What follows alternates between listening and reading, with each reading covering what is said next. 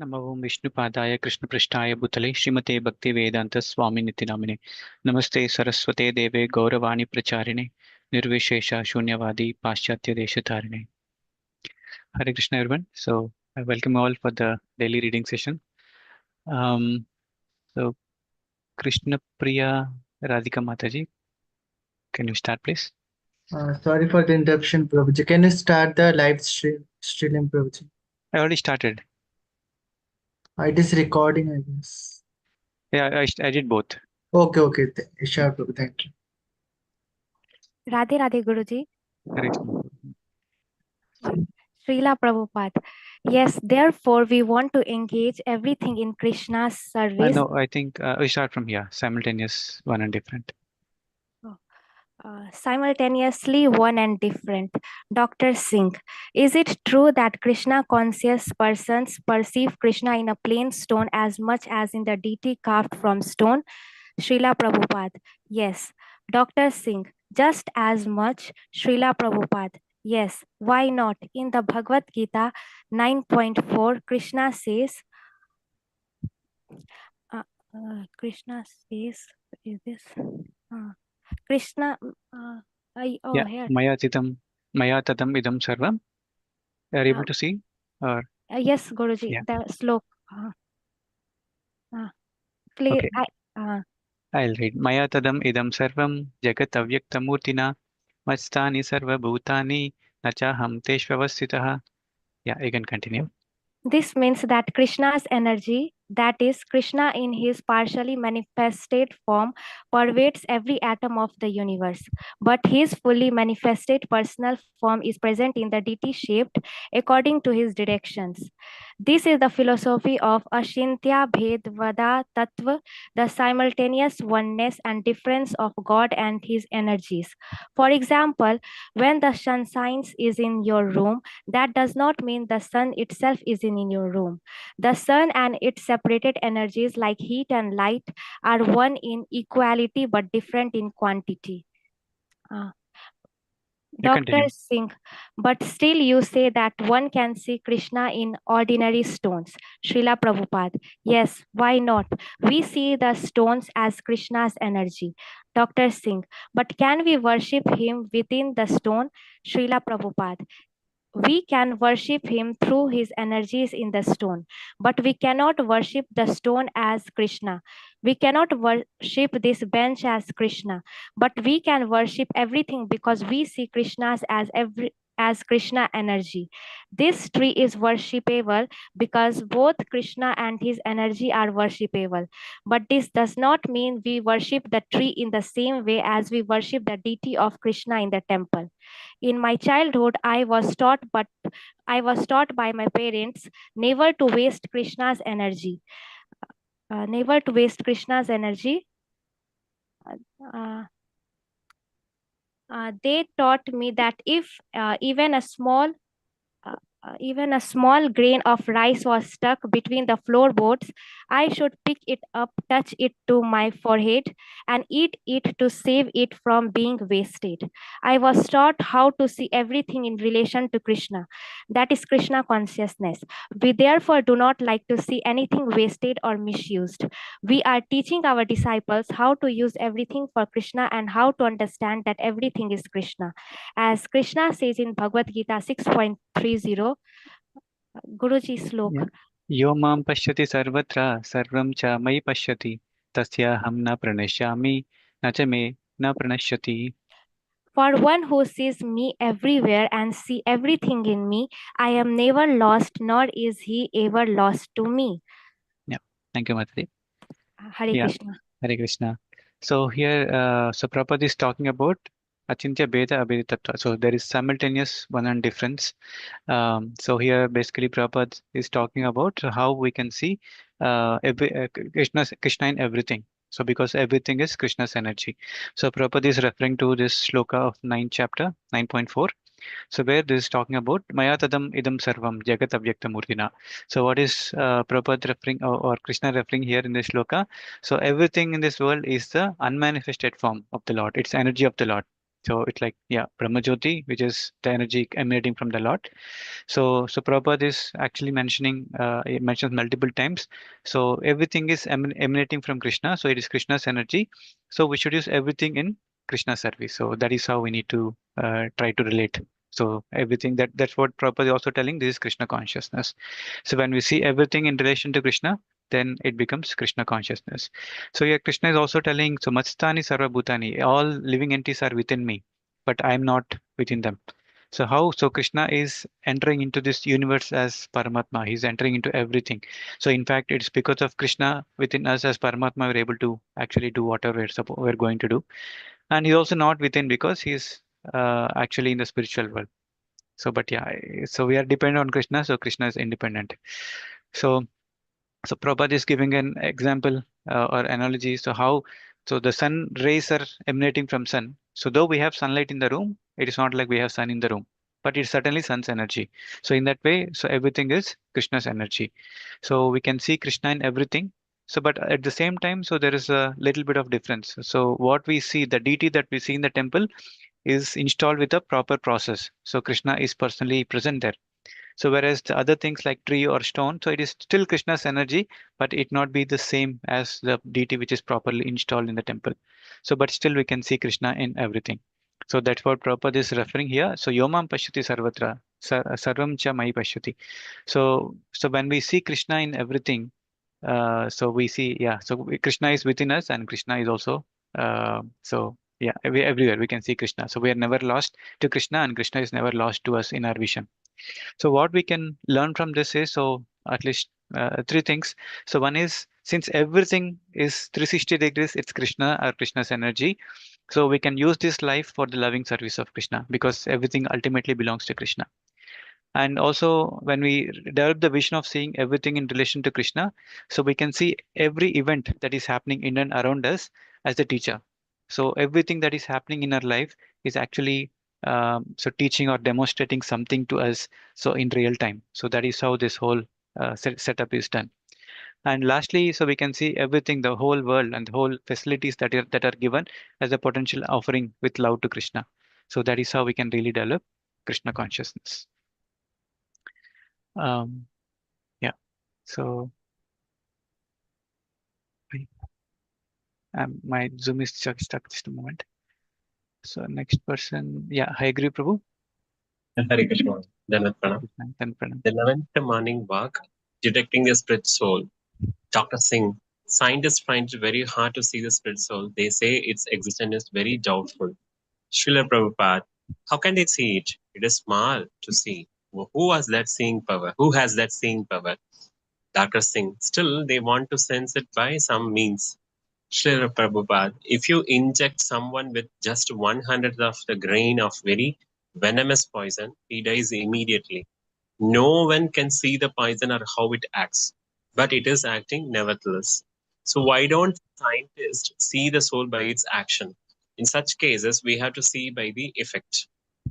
The Vedas says that because of the minute particles called the soul, the whole body is working nicely. If I pinch myself, I immediately feel it because I am conscious throughout the whole of my skin. But as soon as the soul is out of my body, which is a case when my body dies, you can take the same skin and cut and chop it, and nobody will protest. Why is this simple thing so hard to understand? Is it not detecting spirit? Dr. Singh, we may detect the soul in this way, but what about God?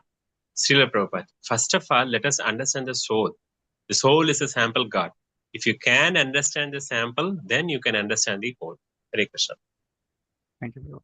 So here, yeah, again, Prabhupada is very beautifully explaining because scientists are trying to see the soul and they need a proof that soul exists. So Prabhupada is giving this beautiful analogy. So if someone is injecting a little bit, very small quantity of poison, so we might not see the poison, but still it is up, there is really impacting the body and then the person dies. So Prabhupada is mentioning, so when we can't see something, so we should use the theory of cause and effect. So when we see the effect, which means there should be a cause, right? So for example, so we have a fan running here. So we don't see the electricity, but we see the fan is rotating. So since fan is rotating, by this effect we can see there is an electricity behind it, though we can't really perceive it. So in the same way, so Prabhupada is giving, so consciousness is a symptom of soul.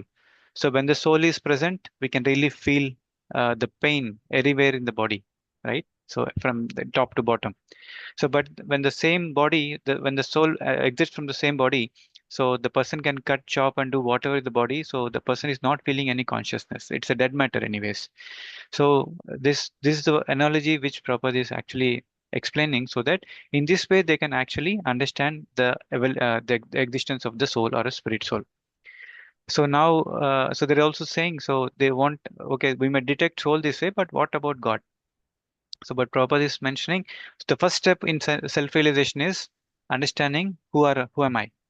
So that's why when Krishna started Bhagavad Gita, when Arjuna was presenting his problem towards to Krishna, so the first lesson that he has mentioned was, okay, so you are not this body, you are the soul. So the moment we see everything from the soul platform, so we'll understand, we'll see the solution, and we'll feel really the bliss, and we can also see the temporariness and the illusionary nature of this world. So yeah, Bhavesh Prabhu, would you like to continue, please? Modern Radhe Radhe. Hare Krishna. Modern science, help or harm.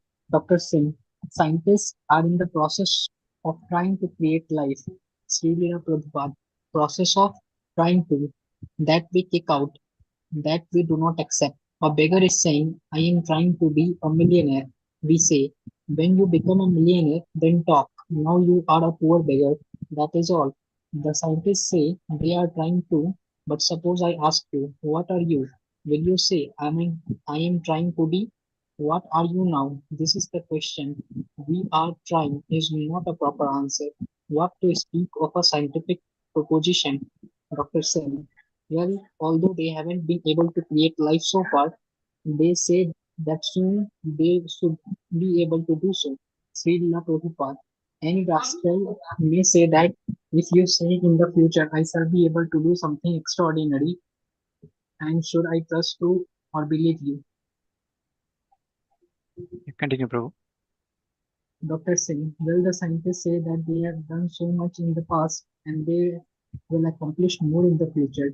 Srila Prabhupada, in the past there was dirt and people are dying now. So what have the scientists done? Dr. Singh, help them. Srila Prabhupada, scientists have helped to minimize the duration of life. Formerly men lived 100 years. Now they seldom live more than 60 or 70 years, and the scientists have discovered atomic energy. Now they can kill millions of men. So they have helped only in dying. They have not helped in living, and still they dare to declare that they will create. Dr. Singh. But now we have airplanes and Srila Prabhupada. The scientists cannot stop the death of cannot stop the death. I'm not able to see people what's written over there. They thought or cannot stop birth. They cannot stop disease. They can not stop old age. So what have they done? Formerly people used to become old, and nowadays they are becoming old. Formerly people used to become diseased, now they are becoming disease. There now there is more medicine and more disease. So what they have accomplished, scientists have not helped improve the order of the world. We are going to challenge all the rascal scientists who say that life has grown out of matter. The fact is that matter has grown out from life. Thank you, Prabhu. Yeah, so here, so Prabhupada is really challenging. So the process of trying to create life. So Prabhupada is in fact sarcastically saying it's a process of trying to. So what are they trying to do?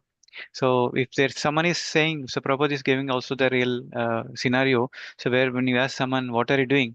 If you say, I'm trying to be so and so, so that is not a real. So we don't like such a kind of answers. So we should really mention what we are as of today. So the same thing also we read in the beginning of this book. So they're trying to create life almost for 50 years now, still it's the same situation. So they are not successful. So this is what Prabhupada is trying to really expose. And so this is really not the right way of learning things. So Prabhupada is really mentioning here. So what have this modernization really achieved? So in the past we have death, birth, old age and disease. Even now we have the same thing. So in fact, the situation is even worse. So there is, yeah, like Prabhupada is mentioning, there are some nuclear bombs and whatever. So we are speeding up the death sometimes. So even with the advanced medicine and or medical technology, so we are maybe a little bit increasing the lifespan, but still at what cost? So there are side effects. There are always some challenges with medicines, and people are struggling to live for longer time. So, and also we see with all this advancement, so there's only more stress and more anxiety in the people these days, rather than is it really helping us at a mental level or emotional level? So, yeah, so is it really doing good or harm? Yeah, we can think about it. So, next person, Sindhu Mataji, would you like to continue, please? The illusion of progress. Yes, Raji. Hare Krishna. Pranams. Hare Am I Krishna. audible? Yes, Mataji. Hare Bol. Srila Prabhupada ki jai. Srila Prabhupada from there, right?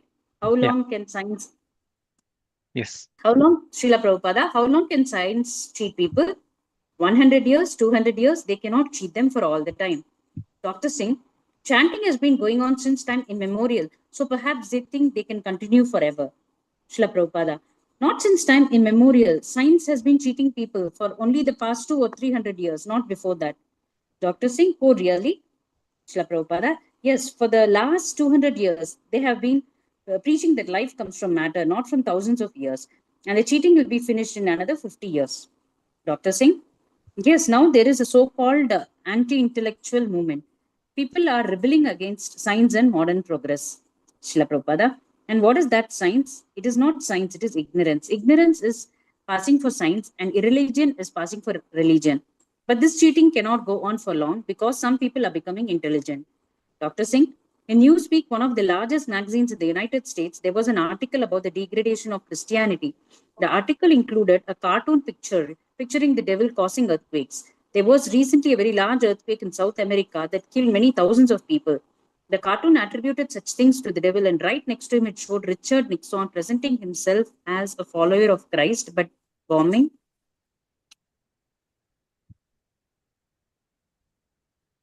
Southeast Asia. In this cartoon, the devil turned to Richard Nixon and said, "It's hell keeping up with Christians." Srila Prabhupada, yes, people will criticize in that way. People are becoming advanced. How long can they be cheated by the so called science and so called religion? If Mr. Nixon loves his countrymen, why does he not love his country's cows? They are also born in the same land and they have the same right to live. Why are they killed? Thou shalt not kill, but the animals are being killed. That is imperfection. Krishna embraces both the cows and Radharani. That is perfection. Krishna even talks with the birds. One day on the bank of Yamuna River, he was talking with a bird because he speaks even in the languages of the birds. An old lady saw this and was struck with wonder. Oh, he's talking with a bird. Dr. Singh, you mean he was actually talking the way the birds talk? Srila Prabhupada, yes. One of Krishna's qualities described in the Vedas is that he can speak any language. He is the father of all living entities, beings, and the father can understand the language of his children. Krishna is the supreme enjoyer. Actually, except for those who are Krishna conscious, no one can have any real knowledge, nor can anyone enjoy. One simply suffers, but he thinks the suffering is enjoyment. This is called Maya or illusion. In America, people work hard day and night, and they think I'm enjoying. This is Maya. A conditional soul cannot enjoy anything. He simply suffers, but he thinks he is enjoying. Yeah. Thank you, Mataji. Thank you, Hare Krishna. Yeah, so here Prabhupada is talking about the illusion. So we see how people are cheating both in the name of science and religion. And also Prabhupada, yeah, Dr. Singh is referring to this article which is in the Newsweek magazine. So where they're trying to mention that there is a degradation of Christianity, and they're also tagging the earthquake to devil, and also they're mentioning about Richard Nixon, the president of that time, and they're referring to him that yeah, he's also so devil is actually turning to Richard Nixon and saying, so it's hell keeping up with Christians. So they're seeing religion in a very bad light. So people are also using religion for cheating. So that's why Prabhupada is mentioning how long they can be cheated by the so-called science and so-called religion. So in fact, because someone is cheating in the name of religion, so even the normal people are really getting impacted, and they see religion is also something which is cheating people. But Prabhupada, if you see the books of Srila Prabhupada, we can really understand what the real religion is. right? So Prabhupada is also talking about the hypocrisy of the leaders. So when we say that everyone is citizen of the country, so why not they also take care of the animals? Why animals are being killed? So he's also talking about the commandment, thou shall not kill, but they're all killing. So this is the unfortunate situation. And Prabhupada is further mentioning, so how one can never be happy. So except for those in Krishna consciousness, so one can never be happy. And also, yeah, Prabhupada is mentioning a conditioned soul cannot enjoy anything. He simply suffers because he is thinking he's enjoying. So that is what is illusion, right? So we'll stop here. It's already 7:51. So for today's assignment, maybe we can think about it. So a conditioned soul cannot enjoy anything. Or maybe, yeah, a Krishna conscious person can only have real knowledge and can enjoy.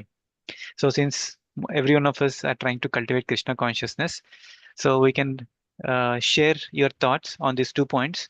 So, in Krishna consciousness, do you feel we're actually gaining real knowledge? And is Krishna consciousness joyful? So at least share three points for each of the topic, like knowledge and real knowledge and enjoyment. So and share your thoughts. So how you feel in Krishna consciousness. Okay. So we'll share the question in the chat as well. So, and then we'll see the interesting responses that we see from each of us. So thank you so much. Vancha kalpatarubhyascha kripa sindhubhyeva cha patitanam pavanebhyo vaishnavebhyo namo namaha. Antakoti Vaishnavrinda ki jai. Srila Prabhupada ki jai. Thank you everyone. Thank you, Prabhu. Hare Hare Krishna. Krishna, Hare Dandavat Krishna, pranam. Dandavat pranam. Hare Krishna Prabhu, thank you. Hare Krishna Prabhu. Hare Krishna Prabhuji. Hare Krishna.